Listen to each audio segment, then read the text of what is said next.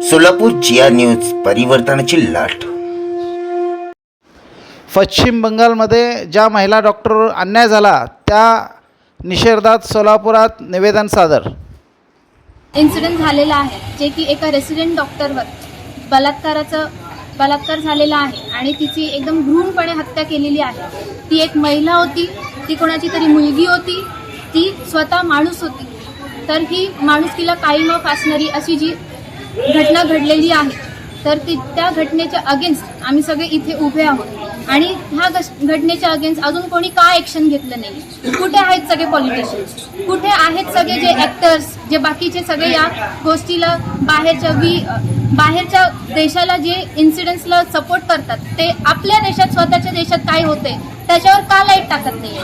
ही जी घटना आहे ती भारताच्या प्रत्येक घरात पोचली पाहिजे आणि आम्ही असं प्रत्येक भारताच्या नागरिकांकडून एक्सपेक्ट करतोय की आम्हाला सपोर्ट पाहिजे सगळ्यांचा।